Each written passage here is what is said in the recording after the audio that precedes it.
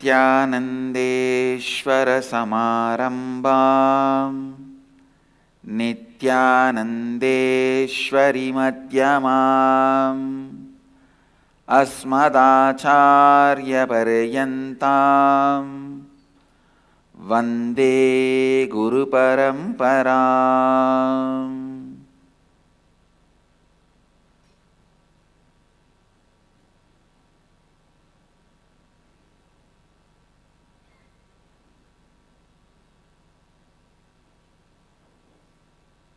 I welcome all the devotees, disciples, Swamijis, Satsangis, Sri Mahants, Mahants, Tanedars, Kotaris, visitors, viewers, sitting with us all over the world through Nithyananda TV, Sadhana TV, two-way video conferencing, having Nayana Diksha, all over the world. Cities sitting with us in two-way video conferencing, enriching temple Biddi, Colombo, Sri Lanka, Nithyananda Nagaram, Hyderabad, New York, Varanasi, Calgary, Amarnath, Warrington, UK, Ohio, Prayag, Vancouver, BC, Ma Shivananda, Warrington, UK, Calgary, Amarnath, Oman, Sivagangai, London, Kashi, Guadalupe, Rameshwaram, Hong Kong, Sirgari, Port Washington, New York, Kuala Lumpur, Parani, San Jose, Madurai, Bangalore North, Houston, Kalahasti, Los Angeles, Arunachalam, Singapore, Singapuram, Hyderabad, Guptakashi, Toronto, Tirukkayilayam, Seattle, Chidambaram, Scottsdale, Arizona, Melbourne, Tiruvaru, Los Angeles, Hollywood, St. Louis, Tirumala, and more cities are joining. I welcome every one of you with my love and blessings. Today, the second day of the Nithyananda Brahmotsava, Nithyanandeshwara and Nithyanandeshwari and Nithyananda, all the three are gracing on Sarvalankara, Alankara of Arunajaleshwara.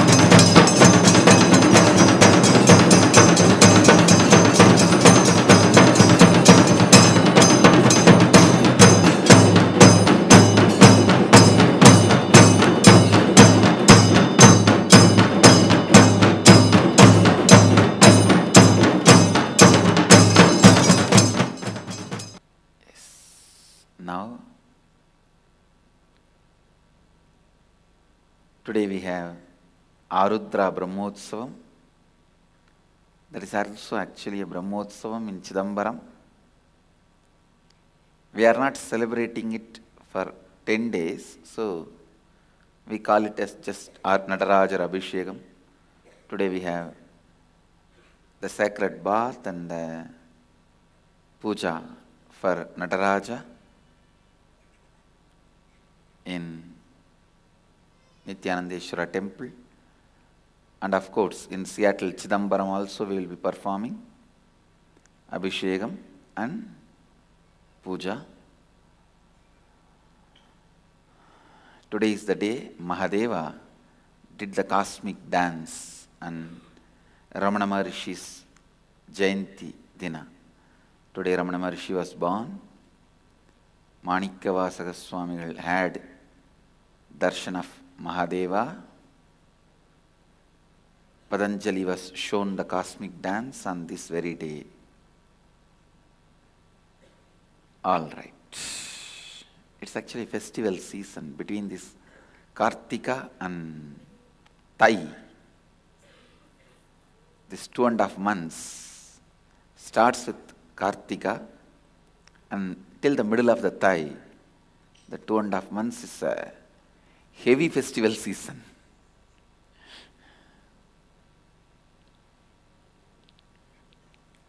Let's enter into Upanishads. Upanishads. Actually, just every day when I come and sit here and utter that word, Upanishads, the way the truths are overflowing, verbalization becomes a big job. Finding ideas is not at all a big job. Verbalizing them has become a big job. There are tons of books.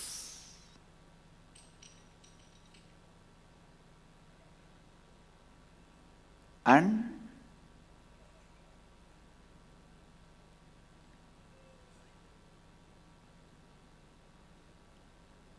tons of authors. But this book, Upanishads,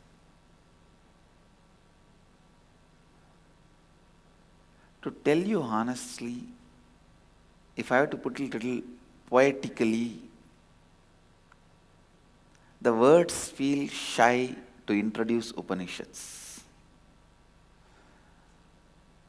Words feel shy to introduce Upanishads.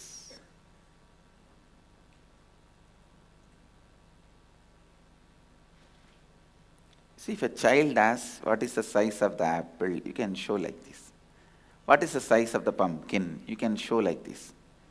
The child asks, what is the size of the planet Earth? Can you show like this? No, this is not anyway signifying the size of the planet Earth.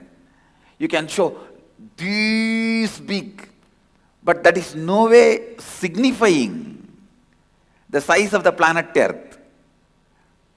That is no way doing justification to the size of the planet Earth. Please understand. So what will I do with these words to introduce Upanishads? I can only pull my mouth like this and it is this big. The way they introduce you to you, the way they introduce world to you, the way they introduce God to you, the way they introduce life to you, nothing can be compared to Upanishads. Whether the purity of the substance they are delivering or the poetic way they are expressing or the very sound in which they have nicely embedded the vibrations of Kundalini awakening. Upanishads not only have a linguistic and poetic importance, meaning they have even phonetic importance. Even phonetically, they are important. Actually, by the religious historians classifying Upanishads under Hinduism, they brought a great respect to Hinduism. And of course, Hindus are the inheritors. It is our inheritance, no doubt. But we need to live it and share it with the world. It does not belong just to us. Please understand. We might have been inheritors, but it doesn't just belong to us. It belongs to the whole universe. Actually, I am feeling so much to start talking on the verses, on the Upanishads. And I feel I have not done justice to introducing. I have not set the context. Because only from the right context it should be taught.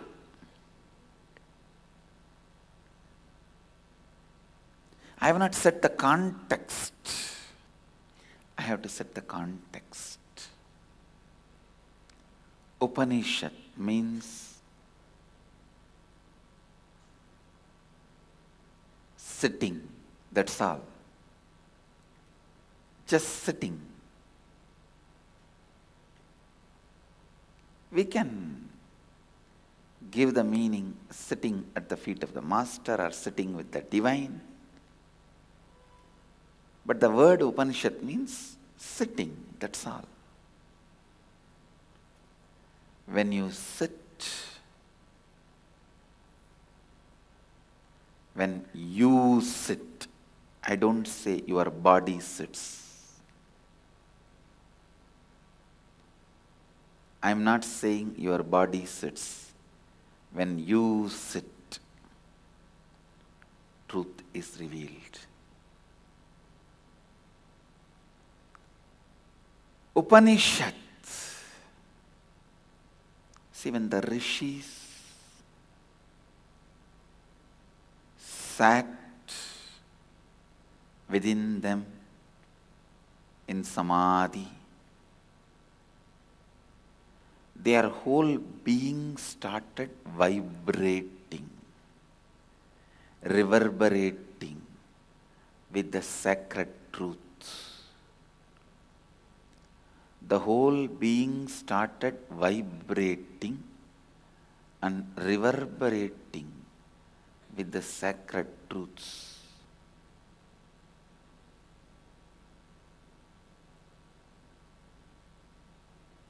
The cosmos started singing through them.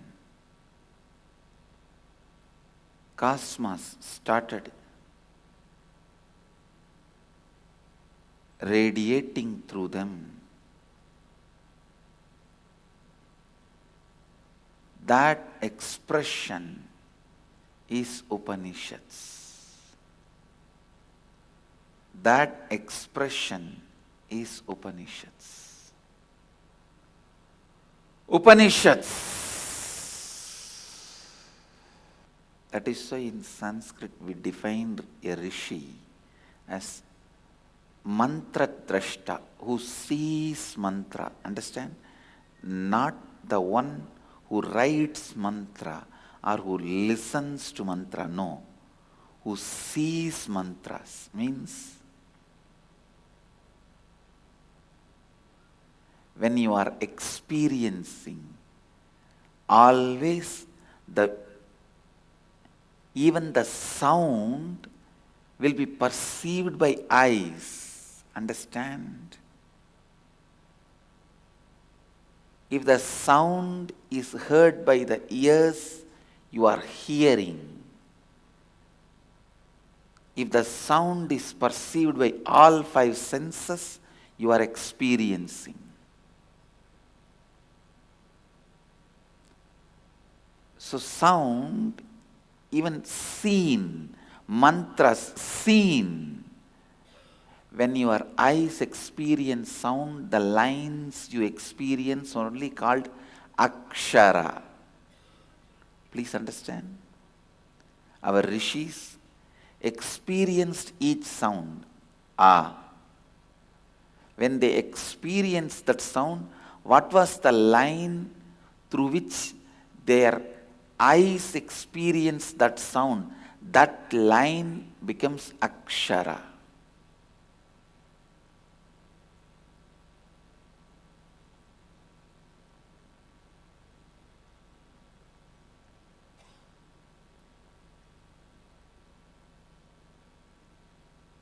They were so highly evolved,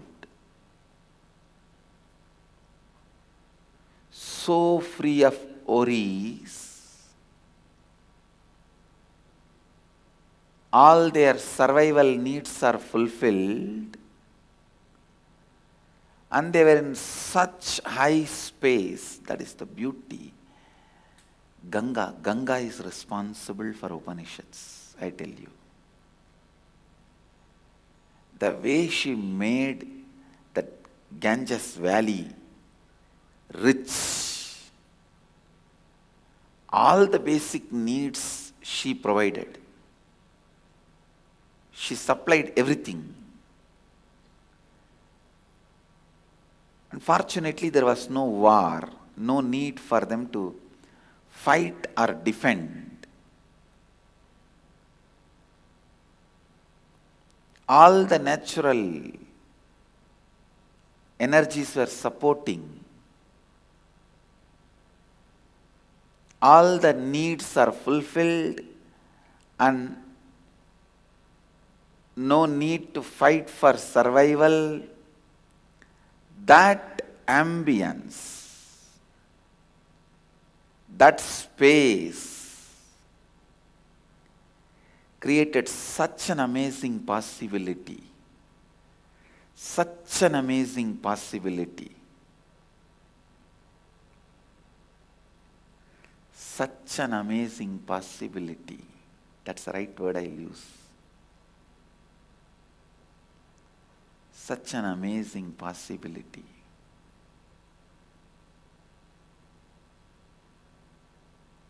For them to sit within themselves,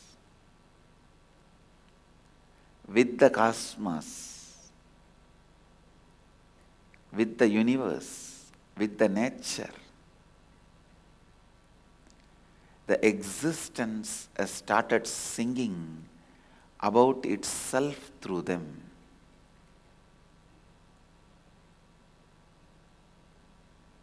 The background setting of each Upanishads is so different. But the truth radiated by them are all so beautifully synchronized. One reveals the truth about the universe, one reveals the truth about the human, one reveals the truth about the death, one reveals the truths about the life. It is like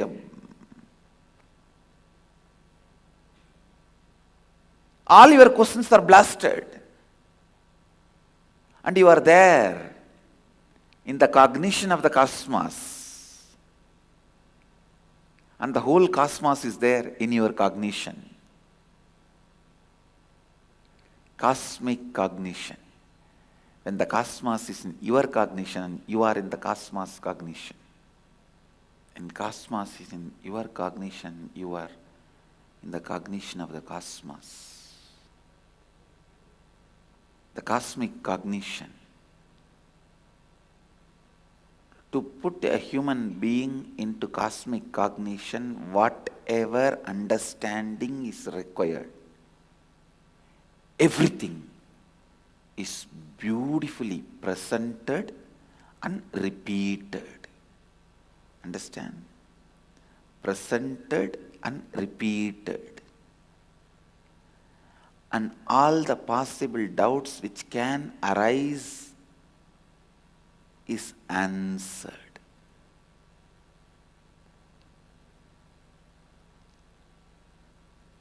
That is why I am saying it belongs to whole universe. We may have it, but it belongs to whole universe. See, it's like a pharmaceutical company. It has a formula for a cancer drug to cure the cancer. That company may own it, but the drug itself, the cancer drug itself, belongs to whole world.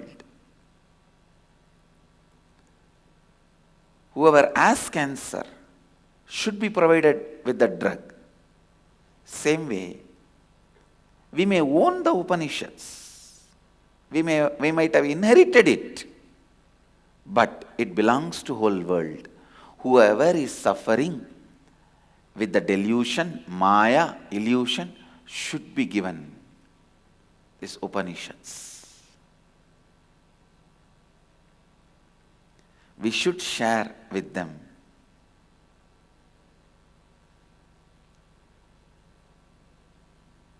Fortunately, the first ever book I was introduced in my life,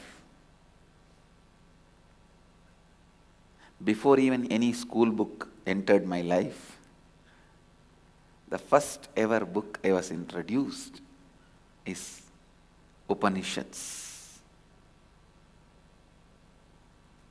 by Swamiji.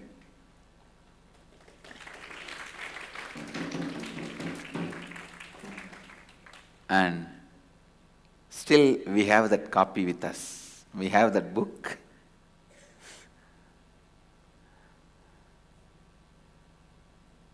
The four major Upanishads, Tamil translation.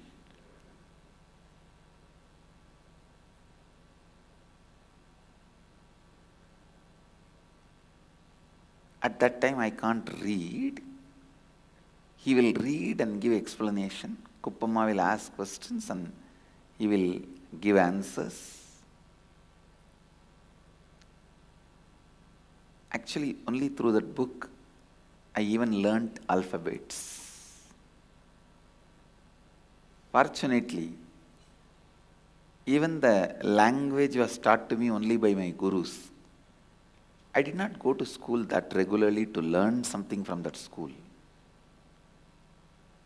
I went to school whenever there is no festivals in the temple, when I am free, which is less than 60 days a year. Please understand, Thiruvannamalai temple as at least 300 days festival in a year. And in that 60 days, sometime it will be summer holidays for the school and weekend. Anyhow,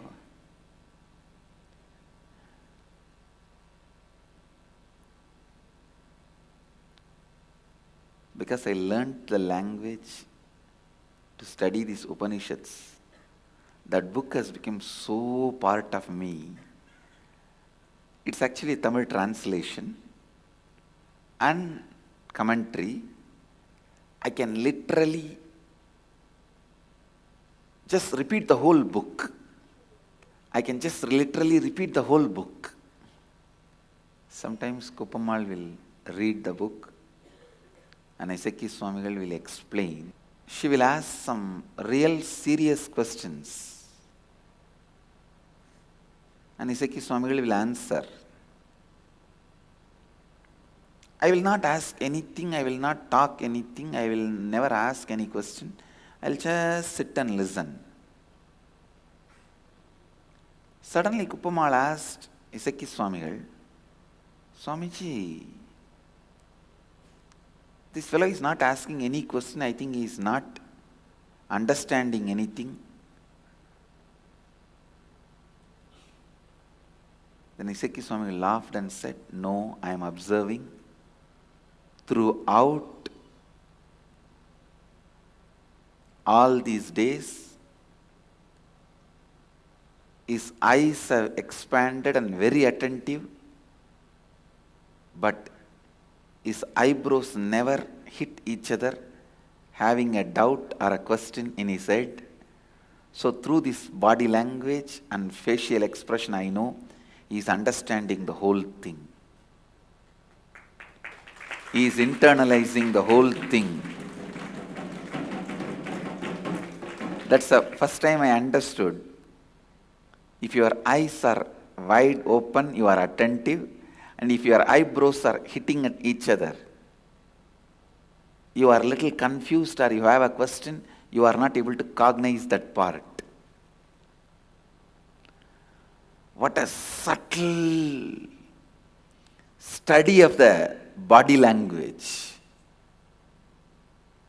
So, if you do like this, it means there is some part you don't understand, you are not cognizing. But if you do like this, you are just imbibing. He said his eyes are wide open, is awake, alive, available, receiving. But his eyebrows never hit each other.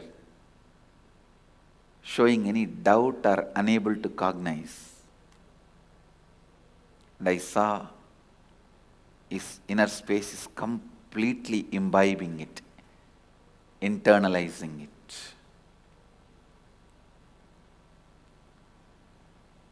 I bow down to my gurus, Guru and Paramaguru,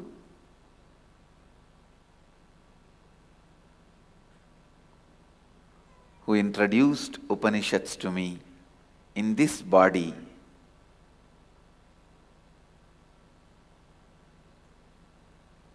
Offer my gratitude to them before entering into the Upanishads. Please understand,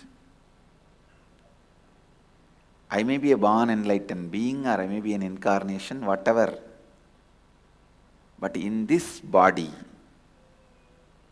these great masters have introduced Upanishads to me. So I bow down to both of them with my gratitude.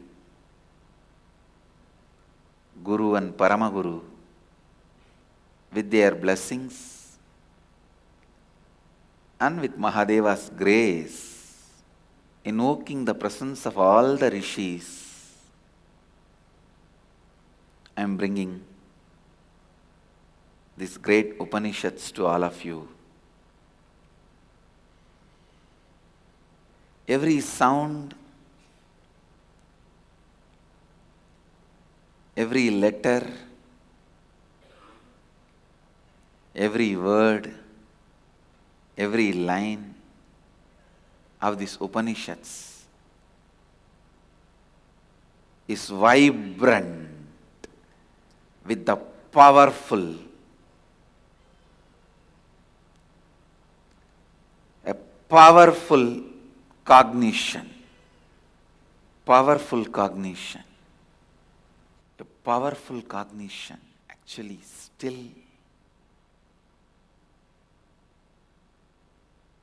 Upanishads keep India alive. It is Upanishad which is the backbone of India. Upanishad is the backbone of concept of Bharat. Upanishads are the backbone of human spiritual aspirations and realizations. All the spiritual aspirations and realizations we have put together is Upanishads. Upanishads are the embodiment of billions of people's millions of years of spiritual realization. Upanishads. There is nothing which is left out in Upanishads. There is not a single word unnecessary in the Upanishads. You can neither edit them nor comment on them. Commentary means something is left unexplained, you need to explain. Editing means something extra is there which is not required. No. No editing is possible, no commentary is possible. Editing is not only not possible, not permissible. Commentary is possible, commentary is permissible, but I tell you, it is practically not possible because there is nothing which is unexplained. All commentaries are repetitions, are highlighting of some ideas which they wanted to highlight, that's all. Whether it is Shankara, Ramanuja, Madhva, or whoever wrote bhashyas, commentaries. I am telling you, commentaries on Upanishads is not possible. It is permissible as dharmically, but not possible. Maybe Shankara wanted to highlight some concepts which is in the Upanishads, so he highlights in his commentary. Maybe Ramanuja want to organize it in certain way and present it for you to become enlightened. So he highlights some of the things. Highlighting may be possible. commenting itself is not because there is nothing left unsaid in these great Upanishads. There is nothing unsaid. Before climbing the Arunachala hill to light the Deepam, those devotees will prostrate in front of the hill and go around and ask him to apologize for climbing by putting the foot on the hill. I am exactly in that mood before entering into Upanishads, before even uttering them through my mouth. I just wanted to surrender to Veda Mata, Upanishads and Upanishadic Rishis, that let me not do any disrespect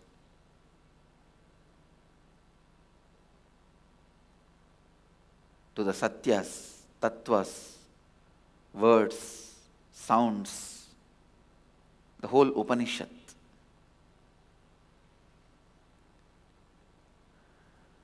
Let me just radiate whatever is your intentions. Let it be presented as you all wanted.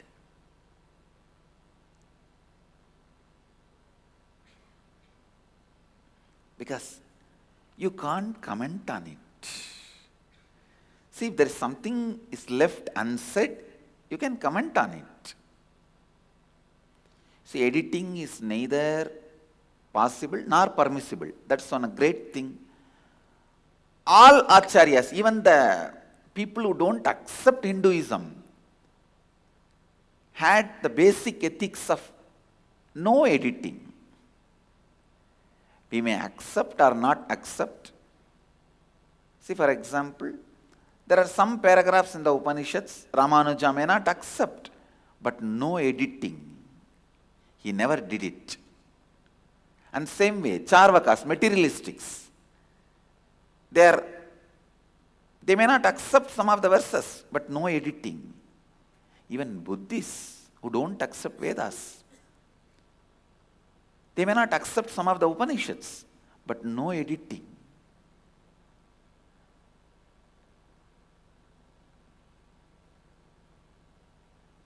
Buddhists accept one Upanishad, Mahanirvana Upanishad.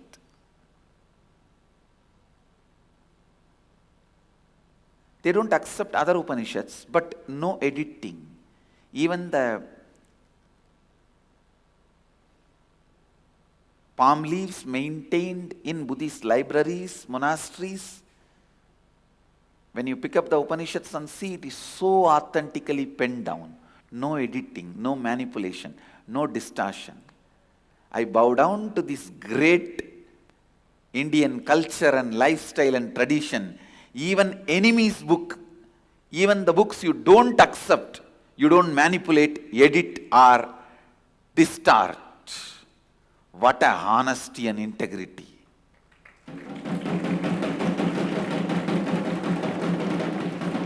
What an integrity.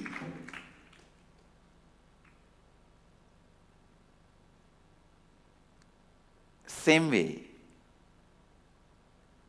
the archives of the Shankara Mats, if you go and collect and see the palm leaves of some of the Buddhist sutras, I guarantee it will be 100% truth and exactly as it is.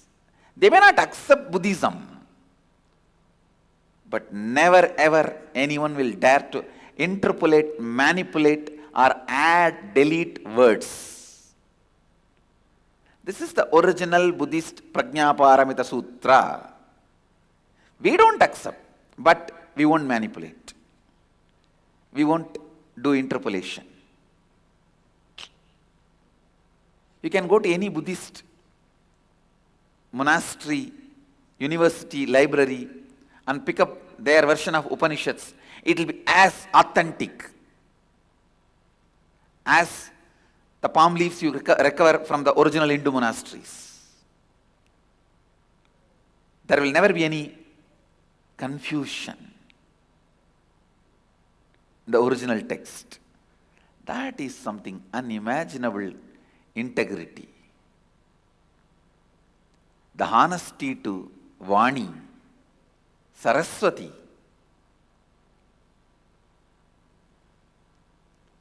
Respect to Vani, Saraswati. This Upanishads, which is the lifeline of Vedic tradition, lifeline of Hindu tradition, lifeline of Bharat, is the joy even to remember, I tell you. It's a joy to remember Upanishads. I'll continue to expand on Upanishads. With this, I bless you all. Let you all radiate with integrity, authenticity, responsibility, enriching and causing living Advaita, eternal bliss, Nithyananda. Thank you. Be blissful.